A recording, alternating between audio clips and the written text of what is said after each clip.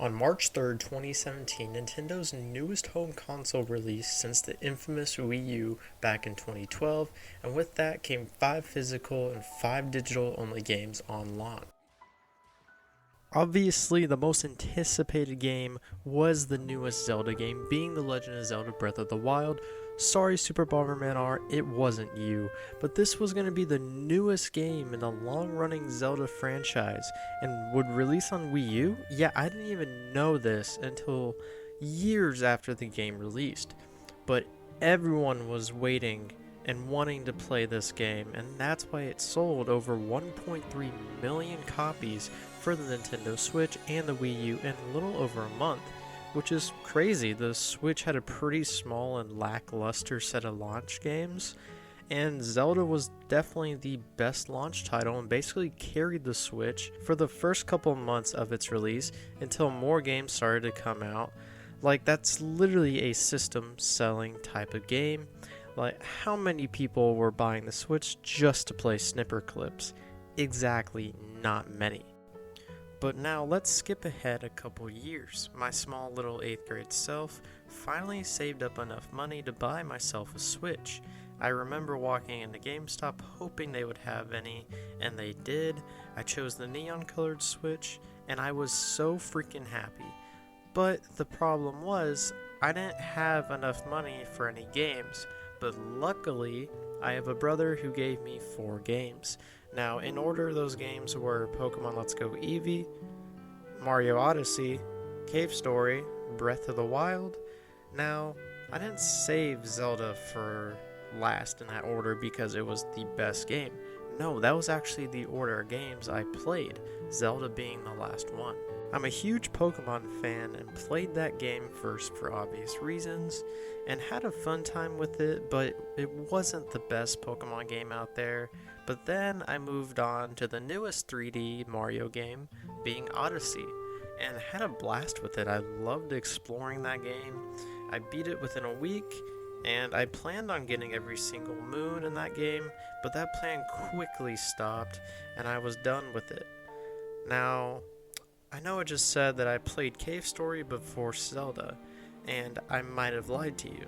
You see, I actually played Zelda after Odyssey, but I did not like it at all. Yes, you heard me right. I kept dying and I was so confused and I didn't really know what to do or how to do it.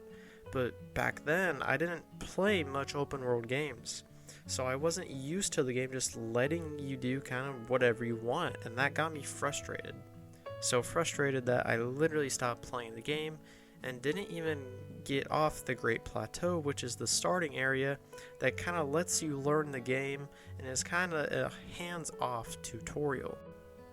So instead, I played Cave Story, which actually became my favorite indie game of all time, but after I beat it, I had nothing else to play, so I went back to Breath of the Wild for a second chance at it because I heard everyone loved this game, and this time I actually got off the Great Plateau and enjoyed the game for the first time. Yeah, about that, I still wasn't a fan of it. Frankly, I wasn't a fan of it for the longest of time, but I kept on pushing through. The problem was, I was experiencing burnout with this game. If you don't know what burnout is, it's basically when you play or do something so much that you get way too tired of it. You see, I was forcing myself to play this game, but I had to take a break from it because I wasn't having fun with it. And that's the whole point of video games for me and most people, is just to play a game, have fun, and relax. After that, I was thinking of quitting the game again because I wasn't having any fun. But I do not quit that easily. I wanted to see this game had to offer, and I wanted to see the ending with my own eyes, not from watching it through YouTube, which was my plan. The next time I played it, it was magical. Something changed in my brain. I hated this game just a couple days ago, but exploring the Kingdom of Hyrule, fighting monsters, cooking, hunting, and finding everything this game had to offer, I finally realized what this game was. It was a masterpiece. This was my first ever open world game, and what an amazing world to start with. I absolutely loved diving into this game every day just to explore. A lot of the time, I didn't even progress the story. I just wanted to see what I could uncover. what monsters, weapons, towns, villages I could find made me want to get every single part of this map uncovered, which led to me getting all of the towers pretty early on. But that's just it. If you saw something in the distance like a mountain, you could literally go there and climb it. If you had enough energy, that is. But you could go anywhere and do anything, and I love that about this game. Since I was exploring a lot, I stumbled upon shrines, the dungeons of this game. This was one complaint from the community that I remember, that these shrines were not like the dungeons like in past Zelda games, but were more like small little puzzles that were scattered around all across Hyrule, that if you beat by using your runes that you get by doing the shrines on the Great Plateau, then you would get a spirit orb. If you collect 4 of those, then you can either get more stamina or more hearts. That also led me to do a lot of shrines, so then I could get more powerful.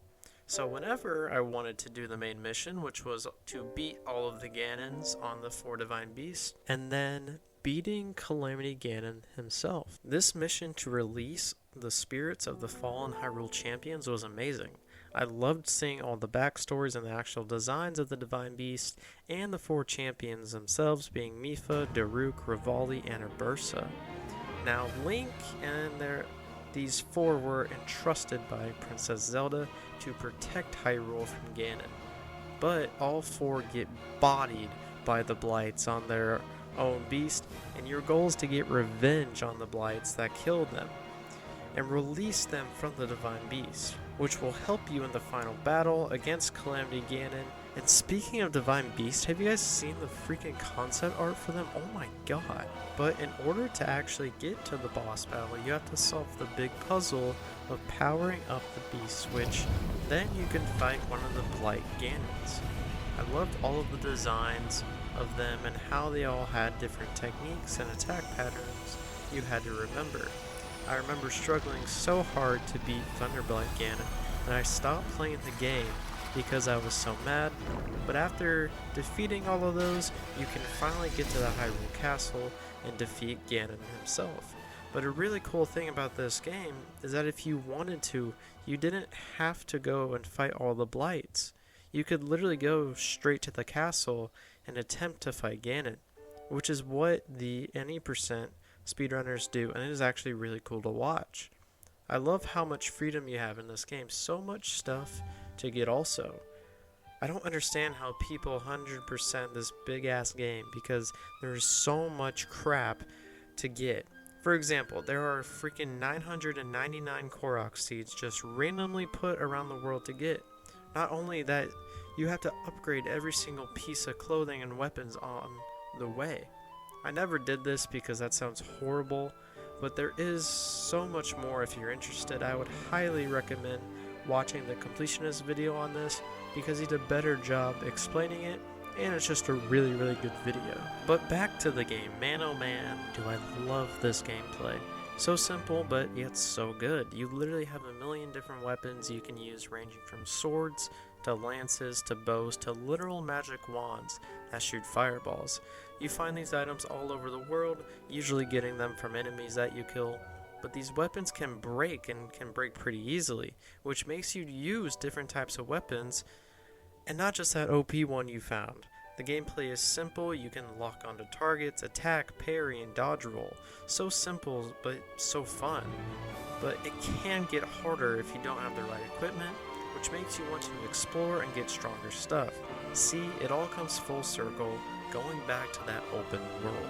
When I got to the end of this game, I really didn't want it to end. I had so much fun, and the game, I didn't want it to stop. But I finally beat it, and when the credits rolled, I was happy, and actually have a picture of when I beat it.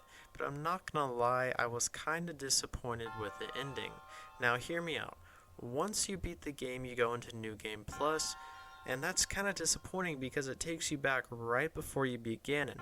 There was absolutely nothing after the fight. Now I was expecting to see, what missions there were after the fact. I thought maybe you could rebuild the kingdom or something with Zelda, but there's nothing. But don't get me wrong, this game is still amazing, and I think they are waiting for the sequel to let you roam around the kingdom after you beat Ganon. I am way too excited to play the sequel whenever it comes out here in May. But I have now beaten this game 3 times now, putting in well over 200 overall hours played, which is a lot for me because most of the time whenever I beat a single player game, I move on from it and start whatever's next to my backlog. But this game was very, very special and has become quickly one of my favorite games of all time, and I still don't even have it in my collection. But that's going to be the end of the video, guys, and I want to thank you if you're still watching to this point. And if you want to, please, go subscribe to my very small channel, and I'll see you guys in the next video. Peace.